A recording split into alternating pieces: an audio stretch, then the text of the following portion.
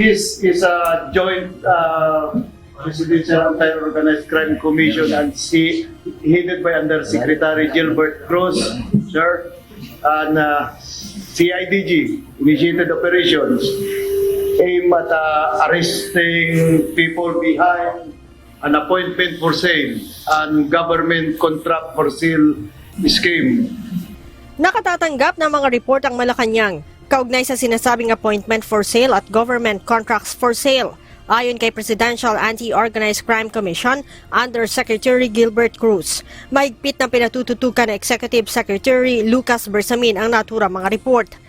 There was a point na sa palasyo mismo may dumating na 8 tao na when they were asked kung what were their presence doon sa Malacanang, sabi nila they are scheduled to take their oath as undersecretaries, assistant secretaries, and other government positions. But it turned out na wala pala silang ganong schedule and walang ganong appointment. Kaya naman, sinimula na ng PACC ang pag-iimbestiga sa tulong ng Criminal Investigation and Detection Group hanggang sa makilala nila ang scammer na si Edward Jokno Eje. Si Eje ay nagpapakilala umanong undersecretary sa Office of the President at nanghihingi ng malaking halaga ng pera sa kanyang mga biktima. Bumibilib sa kanya yung mga taong nakakausap niya dahil he posed himself as a very important person dahil pag nakipagkita siya, he will go inside a 5-star hotel. He will choose a 5-star hotel to eat and dine with the people na bibiktimahin niya. And then may mga parang PSG pa siya who's wearing barong na may logo ng Malacanang. Sinabi ni CIDG National Capital Region Chief, Police Colonel Hansel Marantan, na aresto nila si Eje matapos na makatanggap ng report na isang tauhan ng Office of the President ang nanutok ng baril sa isang motorista sa BGC Taguig. So the operatives under my command went there right away, confiscated from his possession 1 unlicensed firearm and several other contrabands. Iniimbestigahan pa ani nga ng CIDG kung sino-sino pa ang kasabwat ni Eje. Kabilang sa mga nabiktima ni Eje ay ang aktres na si Rosana Roses at iba pang artista na inalok ng government project. Tinanong niya ako, sabi niya, Mama, anong balak mo na negosyo? Sabi ko, piggery sana. Malaking piggery.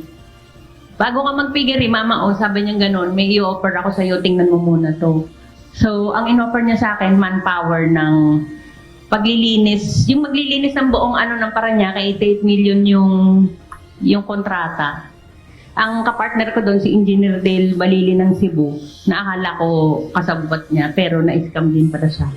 Ang pumutok na cheque na sa akin ay 15 million, pero ang nakuha niya mismong cash na panglagay doon sa mga lahat ng konsehal, vice mayor hanggang sa mayor, 3.5 cash.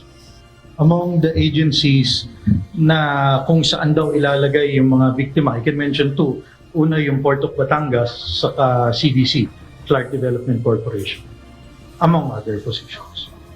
Si Eje ay sasampahan ng kasong paglabag sa Republic Act 10591 o Comprehensive Law on Firearms and Ammunition at Republic Act 9516 o Illegal Possession of Explosives.